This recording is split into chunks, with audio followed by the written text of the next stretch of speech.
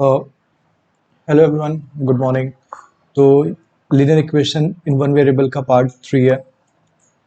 तो इसमें हम लोग ओके सो इसमें हम लोग एक्सरसाइज 2.1 लगाएंगे एनसीईआरटी की सीबीएसई बोर्ड की क्लास 8 की बुक से। हमने दो पार्ट में देख लिया है कि चैप्टर क्या था, चैप्टर में हम क्या क्या देखेंगे और इक्वेशंस को सॉल्व कैसे करते हैं, ये सारी चीज़ें हमने देख ली। अगर जिसने नहीं देखा है प्लीज़ आप पार्ट 1 एंड पार्ट 2 जाके देखिए।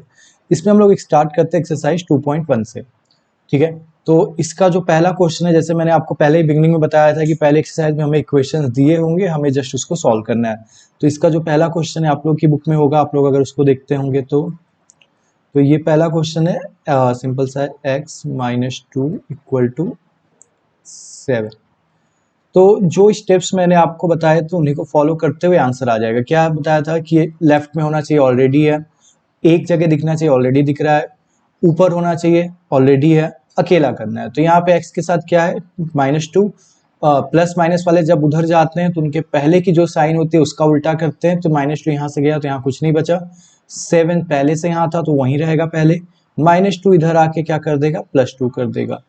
तो अब यहाँ पे आपकी x की वैल्यू क्या हो गई, x की वैल्यू आ गई 9। ये यहीं पे सॉल्व हो गया और ये रहा आंसर। ठीक है, अब आते हैं क्वेश्चन नंबर 2 पे। मैं यहाँ पे लिख रहा हूँ क्वेश्चन नंबर 2, अगेन छोटा सा ही है आपकी बुक से ही, y+3 इक्वल टू 10। अब इसमें तो फिर सारी चीजें आप देखो, लेफ्ट में है, एक जगह दिख रहा है, अकेला करना है तो 3 उधर जाएगा, 3 के पहले साइन प्लस है, उधर जाके माइनस हो जाएगी, तो 10 - 3, और यहाँ से आपका y इक्वल टू हो गया 7। ठीक है, तो ये दो क्वेश्चन हमने लगा लिया। अब आप देख रहे होगे ना, कुछ नया हमने नहीं, जितना हमने पढ़ लिया उसी पे सारे क्वेश्चंस आपके लगते जाएंगे। ठीक है, अब आते हैं क्वेश्चन नंबर 3 पे। क्वेश्चन 3 आपका है z 6 इक्वल टू z+2। देखो इसमें फिर देखते हैं पहला स्टेप कि ये लेफ्ट में नहीं है तो लेफ्ट में लाना। और लेफ्ट में लाने का मैंने क्या तरीका बताया था, अगर पूरा ही वेरिएबल का पार्ट लेफ्ट में है तो राइट में, तो आप उसको उल्टा कर सकते हो, जैसे तराजू का एग्जांपल मैंने दिया था। तो ये आपका हो जाएगा z+2 इक्वल टू 6। अब लेफ्ट में आ चुका है, एक जगह दिख रहा है, अब इसको अकेला करते हैं तो 2 इसके साथ है, उसके पहले साइन प्लस है, उधर जाके आपका क्या हो जाएगा, माइनस हो जाएगा। तो ये आपका हो गया z की वैल्यू 4। एक चीज और है, आपको अगर डाउट है कि आपका आंसर सही आया है कि गलत आया तो आप ऊपर रख के भी देख लो। ऊपर जो क्वेश्चन था वहां z की जगह 4 रखो, क्या हो जाएगा 4+2 जो कि 6 के बराबर है, मतलब आपका आंसर सही है। तो एग्जाम में जैसे आपने जल्दी कर लिया, टाइम बचा हुआ है और आप चेक करना चाहते हो कि आपका आंसर सही आया है कि नहीं, तो आप ऐसे भी कर सकते हो। नेक्स्ट क्वेश्चन है क्वेश्चन नंबर 4, जिसमें है 3/7 प्लस x इक्वल टू 17/7। देखो थोड़ा सा हमें नंबर्स को पहचानना भी आना चाहिए। अब जैसे x के साथ आप कोई ये ना कहे कि 3 है और 7 है अलग अलग, नहीं, x के साथ 3/7 है। 3/7 भी एक नंबर है जो कि x के साथ प्लस हो रहा है, राइट। तो 3/7 उधर जाएगा तो क्या करेगा, माइनस करेगा। अब 3/7 के पहले क्या साइन है, प्लस है। देखो प्लस माइनस में हमेशा मैंने बताया कि पहले का साइन आपको देखना है, ना कि वो कर क्या रहा है। तो 3/7 यहाँ से चला गया तो यहाँ क्या बचा, x बचा, और ये उधर जाएगा तो जो पहले से है वो तो ऐसे ही रहेंगे, उनको तो आपको छेड़ना नहीं है, तो वो ऐसे रहेंगे। ये यहाँ पे आके माइनस हो जाएगा 3/7। अब ये कैसे करते हैं, मैंने बताया कि ये लेफ्ट वाली चीज वैसे कॉपी करते रहो। अब ये एलसीएम लोगे, सेम चीजें रहती हैं तो एलसीएम वही आता है। 7 से 7 वन टाइम में गया, ऊपर 17 आ गया, फिर -7 से 7 वन टाइम में गया, ऊपर से 3 आ गया, फिर x इक्वल टू माइनस करोगे तो ये हो जाएगा 14/7। और फिर आप इसको यहाँ से आपका क्या होगा, ये लगाते रहो एरो, पता चलता रहे। यहाँ पे आपका क्या हो गया, x इक्वल टू 2। ये हो गया हमने क्वेश्चन नंबर आपके 4 का आंसर। ठीक है, अब आते हैं नेक्स्ट। मैं यहाँ पे ट्राई करूंगा कि सारे क्वेश्चन आपको कवर कर दूं, जिसको, क्योंकि होता है कि कुछ क्वेश्चन किसी को डाउट होता है, कुछ में किसी को होता है, तो हम यहाँ पे सारे क्वेश्चन ट्राई करेंगे। नेक्स्ट क्वेश्चन नंबर 5, जिसमें आपका दिया हुआ है 6x इक्वल टू 12। तो यहाँ पे x के साथ कौन है, 6 है, जो कि मल्टीप्लाई कर रहा है, उधर जाके डिवाइड कर देगा, तो ये हो जाएगा आपका 12 डिवाइडेड बाई 6। तो ये हो जाएगा आपका x इक्वल टू 2। ठीक है, क्वेश्चन नंबर 5 भी आपका हो गया। अब आते हैं क्वेश्चन नंबर 6 पे, जो कि है अगेन t/5 इक्वल टू 10। तो यहाँ पे t के साथ 5 है जो कि डिवाइड के, देखो वेरिएबल का मतलब मैंने बताया था ABCD जो भी हो सकता है, ऐसा नहीं कि सिर्फ x ही हर क्वेश्चन में रहे, तो ये कंफ्यूज मत होना 10 t कहाँ से आ गया। 5 यहाँ पे डिवाइड कर रहा है, उधर जाके मल्टीप्लाई करेगा तो ये हो जाएगा आपको 10 × 5, तो यहाँ से आपकी t की वैल्यू आ गई 50। देखो सारे क्वेश्चन आपको लग रहे होंगे, मैं हर क्वेश्चन में कोई नई चीज नहीं बता रहा हूँ, जो मैंने आपको पहले बता रखा है उसी पे हम सारे क्वेश्चन सॉल्व कर रहे हैं, ठीक है। अब आता है क्वेश्चन नंबर 7 पे, जो कि है 2x/3 = 18।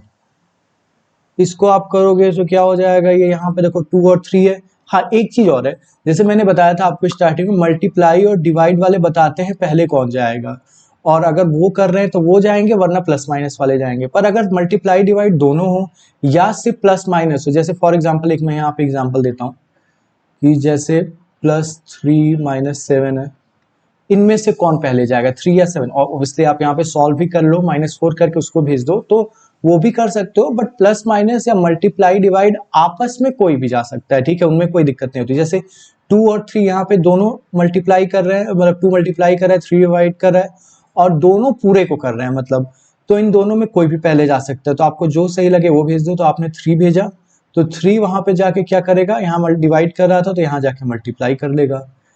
फिर देखो एक और चीज आपको बताओ, अभी आप चाहो तो ये भी कर सकते हो, 2x कर दो, इधर मल्टीप्लाई करके पूरा सॉल्व कर लो, 54 आ गया।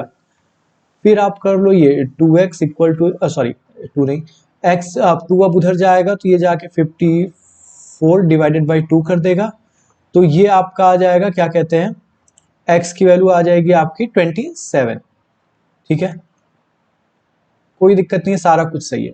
एक और तरीका होता है, तरीका नहीं मतलब कुछ, मैं अगेन मैं पहले से बताऊं, कुछ नया तरीका नहीं बताऊंगा।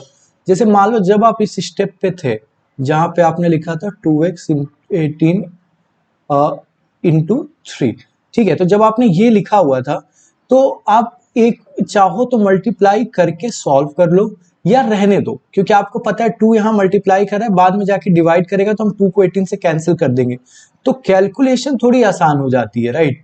तो ये आप पे है, आप चाहो तो इसको एज इट इज छोड़े रहो, लास्ट स्टेप में जाके करो या पहले कर लो, आंसर दोनों से सेम आएगा। अब यहाँ से क्या हुआ, सीधे सीधे मल्टीप्लाई कर दोगे, ये आपका 9 बचेगा, डिवाइड करोगे तो 9 × 3 कर दोगे, x की वैल्यू 27, तो अभी भी वही आ गई थी। कुछ नया तरीका नहीं है, जस्ट थोड़े से कैलकुलेशन को आसान करने के तरीके हैं कि आप चाहो तो मल्टीप्लाई डिवाइड पहले मत करो, वो लास्ट स्टेप में कर लो, क्योंकि कुछ चीजें कैंसिल आउट हो जाएंगी, ठीक है। तो हमने कहाँ तक कर लिया, क्वेश्चन नंबर 7 तक कर लिया। अब आते हैं क्वेश्चन नंबर 8। 8 है आपका 1.6 = y/1.5, ठीक है। इसमें देखो लेफ्ट में नहीं है तो पूरा पूरा वेरिएबल वाला राइट में, तो उल्टा कर लो सीधे सीधे, कोई दिक्कत नहीं। तो ये 1.5 = 1.6, ये आपका क्या हुआ। अब देखो डेसिमल चाहो तो हटा लो या फिर मल्टीप्लाई करो, ये दोनों तरीके से मैं बता देता हूँ आपको। देखो y को 1.5 डिवाइड कर रहा है तो उधर आके क्या कर देगा, 1.5 मल्टीप्लाई कर देगा, तो 1.6 पहले से था तो 1.5 यहाँ पे आके ऐसे कर लेगा। डेसिमल का मल्टीप्लीकेशन आप लोगों ने ऑलरेडी सीखा होगा, नहीं सीखा होगा तो नंबर्स को सिंपल सिंपल आप लोग मल्टीप्लाई कर दो और बाद में डेसिमल जितने प्लेस पे उतने प्लेस पे लगा देते हैं। तो जैसे 16 × 15 करोगे तो आएगा 240, और डेसिमल दोनों का जोड़ दो, यहाँ पे 1 प्लेस यहाँ पे 1 प्लेस, तो टोटल 2 प्लेस पे लग जाएगा, तो y जो आपका आएगा वो हो गया 2.4, ठीक है, क्लियर हुआ ये। अब आता है क्वेश्चन नंबर 9 पे। क्वेश्चन 9 आपका है कि 7x - 9 = 16। अब इसमें आप देखो तो क्या होगा, फिर से लेफ्ट में है, सारी चीजें ऑलरेडी हैं, कुछ करने की जरूरत नहीं है। तो -9 को आप भेजोगे, 9 के पहले साइन माइनस है तो उधर जाके वो प्लस हो जाएगा, 16 + 9 हो जाएगा। फिर आप ये देखोगे तो 7x = क्या हो जाएगा, 25 हो जाएगा, और फिर यहाँ पे आप करोगे तो x की वैल्यू आ जाएगी 25/7, ठीक है। किसी में कोई डाउट हो रहा हो प्लीज आप कमेंट में बताइए, ताकि हम लोग उसको नेक्स्ट लेक्चर में रिजॉल्व कर सके, ठीक है। अब आते हैं क्वेश्चन नंबर 10 पे।